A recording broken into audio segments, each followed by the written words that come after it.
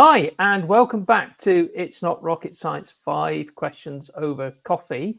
I actually don't have a coffee in front of me right at the moment. This is a fruit tea because I've had quite a lot of coffee already today, and therefore I'm trying to reduce the amount of caffeine in my system. But I'm delighted to be joined by Lubna Samara. Lubna is an award-winning leadership and well-being coach. She works with healing and she's a best-selling author of a book called Beyond Potential. I'm sure we're going to get into that in just a moment, which is a #1 in 7 categories, including business. So we're going to talk a little bit how this applies to business. So welcome to It's Not Rocket Science, 5 Questions Over Coffee, Lubna. Hello, Stuart. Hi, good to be here.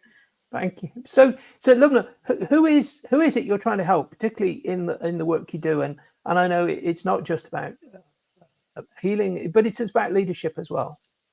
Yes, it is. I am a long-standing healer, but I also do leadership coaching and well-being coaching. So I specifically work with people at work, and my work basically, I try and help out anybody in the workplace who needs help. You know, whether you're senior leadership or whether you're kind of lower down the ranks and you're really struggling. And a lot of people struggle with so many different issues at work. Burnout tends to be a little bit higher up, you know, with leadership, because they tend to be just so overworked and professional and perfectionists often. That kind of profile, that character profile. But a lot of people feel overlooked in the workplace. And one of the very common things that we don't often hear about is somebody thinking their boss doesn't like them. And they end up feeling marginalized at work because people know what's going on. And when they turn to their colleagues kind of back off. They don't really want to get involved because that might put them in a bad place with their boss. So that is a very common problem. And strangely enough, it actually works the other way. You know, leaders can be as fazed by somebody in their team not being very nice to them as the other way around. And this, you know, these are problems that can be very easily worked with. Then you've got people who have lack of confidence, and without confidence, often people are scared to speak up. They won't put themselves up for projects. They won't put their hands up. They won't put their input in, and they may have really valuable input, but they don't feel comfortable opening up and sharing because maybe they're scared of ridicule or for whatever reason. So these are, and of course, the usual suspects like imposter syndrome is really a big one as well, especially with people who are working in a corporate environment and they may not have formal education. You know, these people can have amazing personal resources and knowledge base and skill sets, but they kind of think that other people or their colleagues will not accept them or to the same level. And they often suffer, you know, sometimes people can suffer from that. And of course, you know, procrastination, all the usual things that people really suffer with in the workplace. I've dealt with, you know, that's... And what do you find people that you are dealing with have tried in the past, Lubna, to sort of overcome these issues before they sort of seek help from somebody like yourself? I mean, the reason why I was smiling is because just a couple of my clients were very senior. And one of the symptoms of burnout, actually, that, again, is very little spoken about, is anger management. Now, this is one of the less appealing manifestations of stress. And like these guys have kind of smashed laptops down in meetings, coffee pots, and they end up getting blacklisted across the board, right? Because of that kind of behavior. And typically they come to me saying, you know, don't talk to me about my mother. And obviously they've been sent to therapy before, you know. So I don't start off with that. We start with the behavioral aspects. And as soon as they feel more in control, they kind of start thinking, well, I need to look deeper. And then we do go back into that. So that is one aspect, say, of burnout that can really, that is more unusual.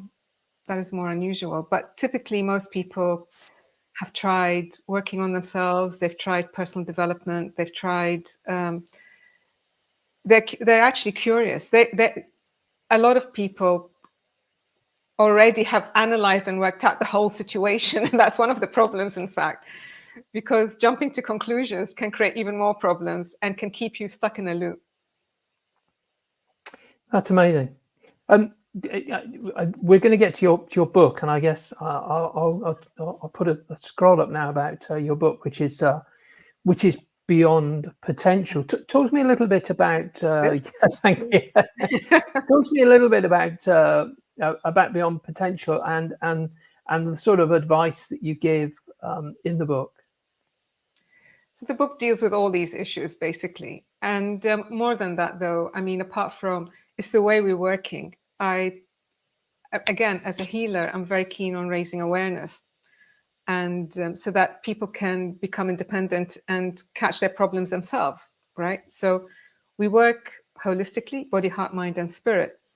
And we work literally section by section. So in chapter 2, we're really looking at the more physiological kind of problems like triggering and anxiety, triggering, and jumping to conclusions. It's our expectations. I mean, these are all psychology theories that are very well established that show us how these can get us into trouble and how to fix them. The workarounds generally can be quite easy to manage. So the book tells you how to do that. In chapter 3, we look at emotional intelligence and how to raise that. We look at emotional sovereignty and how to bring your awareness back and calm your heart down. It's when our hearts get engaged, we lose clarity. When we lose clarity, we end up stuck. You know, this is really, I'm very, very big on clarity and gaining clarity. Through calming the heart and the mind, we start gaining clarity. And in chapter 3, we look at resilience and empathy. And then we move into chapter 4, which is more about the mind and how to get the mind to get rid of all the fog in the mind. But also as a healer, I work a lot with the superconscious mind, the higher mind. And coaches these days call this your genius. And accessing that part of our minds, and each one of us has it, you know, you're born, it's a facility you're born with. It's not a question of, you know, you've already got it. And chances are almost everybody would have used it, would be using it at some level without really being aware of it. So bringing more awareness to that, developing that brings very tangible benefits to the workplace, like better communications, better focus and concentration, and inspiring creativity. So, and then in chapter 5, we then look, for me, what is the heart of the book is really the spirit aspect, where we're going deeper into the self. We're looking at values, we're looking at purpose, we're looking at a deeper alignment, we're looking at connecting better to our work environment, to our family, to our community, and to be more authentic, and how to do all of that. So that's the book kind of takes you through all of these chapter by chapter pretty much. And in the final chapter, in the beginning of the book, we start by looking at what your dreams were. What did you want to do when you were a child? And how has that, what aspects have you taken through into adulthood? And in the final chapter, we end up doing your journey of transformation. So we look at where you are today, what are the challenges that have held you back, and taking you to the dreams that you've, and your ambitions, and charting that path clearly. So that's basically the book. Brilliant, brilliant. You have a website as well, higherwill.com. Are there any pieces of advice, workbooks, and things like that on the website which can help people to understand better themselves what they're trying to do? There are a lot of blogs actually on the website. So, for instance, there is one blog to do with values, and that gives. And I give an exercise on team building in that. But there is a workbook that comes with the book Beyond Potential, which I've kept at a low price. I mean, it's £2.40 for the Kindle version. And with that, at the end of chapter 1, you can download the workbook for free, which is a substantial document in its own right. It's a 50-page document. At the moment, it's free with the book. And that takes you chapter by chapter through all the exercises. Actually, I was talking to somebody a few days ago, and he was telling me how he loved one of the meditations. And actually, it's an energy exercise, a very simple. I give you very simple energy exercises in the book, in the workbook, because developing that is a really important aspect. But we'll come to that in a minute, I think. But it's, yeah, so he was telling me how much he loved it and how it actually healed his neck, which he was struggling with for some days. And yeah, so it's, and there are also meditations. There are a lot of exercises. So that is free with the workbook. I'm sorry, that is free with the book. The workbook is free with the book. And also there are a lot of diagrams in the book. And you also get with the book a PDF of all the diagrams in color, because they make a lot more sense in color. Tell me, you're sort of talking then a little bit about these meditations. I mean, how did you discover this? How did you get into it? What was the source of this for you, and how has this helped the leaders that you're working with now? Well, that's a good question. I got into it. It's a long story. I was actually a mathematician who worked in the petroleum industry. Then I moved into banking. I did an MBA in finance, and I started seeing energy fields. And I never really expected to be a healer. I went along, and the first course I went to was in January '93. So it's a long time. And I really just did it to get an experience of what it was about. You know, I was doing a lot of Tai Chi and a lot of meditation, which I developed myself. And I went to a lot of classes, and I kind of put together what I liked, which was about feeling the love, because I see it all around us, and focusing on that. It's really, you know, you can focus on all the negativity, which is going to keep your thoughts lower, you know, but if you focus on all the love, you can rise above pretty much anything. And it really is about, you know, the old Oscar Wilde adage, you know, we're all in the gutter, but some of us are looking at the stars, right? So it's about that. And the meditations really developed out of that. And the guided meditations are part meditations and part energy work. So we start with grounding and connecting to earth is extremely important.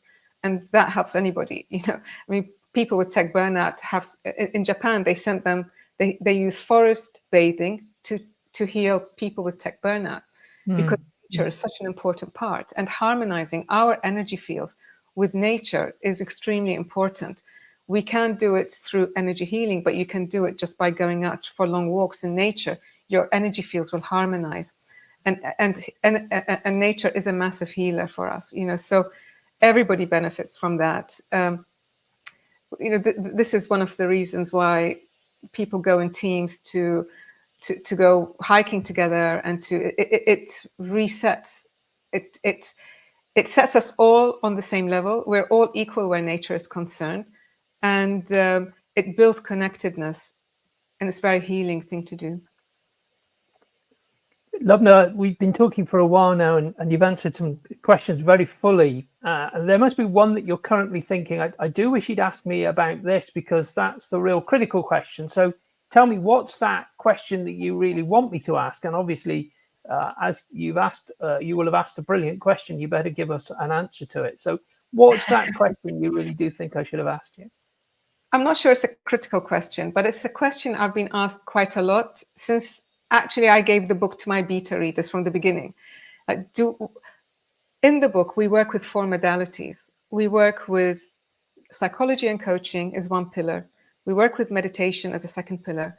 We work with energy works, the principles of energy healing. And we work with the quest, your quest in what it is in life, right? Now, I've been asked from the beginning, do you need to put the energy works in? What does it contribute? You know, because it's a bit weird, and it might put people off who don't believe in it.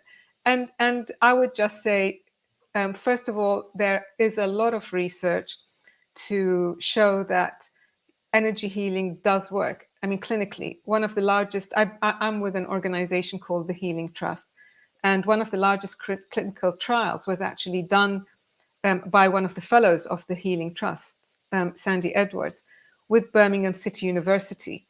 And the results of that trial were so strong that the Dr. Michael Dixon, who's head of the Royal Medical Household and past chair of the NHS Alliance, wrote a foreword for the book, recommending, and I think, I hope I'm getting this right, but I think he recommends that the NHS should take it very seriously and start looking at bringing in healers into the NHS to cut costs. So there's a lot of research, a lot of it is in the book. Throughout the book is kind of peppered in. But for me, I really wanted to put it in because as somebody who myself was skeptical about it, and I was kind of, when I was still working in banking and I started seeing energy fields and I started doing a lot of Tai Chi and meditation, somebody stopped me and said, you know, you've got very strong energy. You should do energy healing. And I was like, I don't do that. You know, I'm a mathematician. And then I caught myself and I thought, oh God, you know, that I hate that kind of thinking. I'm going to go. And so I did really, I went really as to find out a little bit more about it and how it works. And by the third session, I came out, you know, I was like, wow, you know, I felt struck and I was thinking we use 5 to 7% of our cognitive processes. This is some of the rest. And I realized I'm not using my usual kind of mind. So in a nutshell, energy healing, just developing the faculty. I don't teach in the book how to heal other people, but just to develop the faculty and to understand the basics, give you very basic exercises to heal yourself. But you can't heal without empathy. Okay, so it really develops your empathy. It really develops your intuition because you're using your intuitive faculties. And I teach you how to do that in the book in order to connect more fully to your other senses, right? And you see people from Oprah Winfrey to Jeff, gosh, I've forgotten his name, the guy who started Amazon. Bezos. Thank you. All of them attribute their success to their intuition. And research even shows that of leaders very successful people over a 10-year period, most of them attribute their success to their intuition. So this is extremely important faculty, and healing helps you to develop that awareness, but also it helps you to connect to your higher mind. So we heal with that. And the practice of it, the discipline of it, if I had my way, I would get children to do that at school and get them to develop it very early on because the benefits are so powerful. And so that's really the one question that I would have asked you. Lubna, thank you very much for spending a few minutes with us and talking about that. I know you're a busy person, and so I'm gonna leave you to get on and help others. I'm just gonna point out as we come to the end, if you would like to get onto the newsletter and find out when people like Lubna and other great guests are coming onto this podcast to talk, so that you can engage, ask questions. Get onto to this link, which is https://link.thecompleteapproach.co.uk/newsletter. That's link.thecompleteapproach.co.uk/newsletter. And obviously like and subscribe to this podcast as well, and tell all your friends about it, because that way we get more people knowing about the great work that people like Lubna are doing at the moment to help us all. So Lubna, with all of that said, thank you so much for coming in and spending a few minutes with us. Really appreciate the time that you've spent, and get out there and help a few more people to overcome some of those stresses and burnout that I know is a major problem in businesses today. And Stuart, thank you very much for having this platform and hosting people like me. And I look forward to seeing more of your podcasts. Thank you, Lubna. Thank you.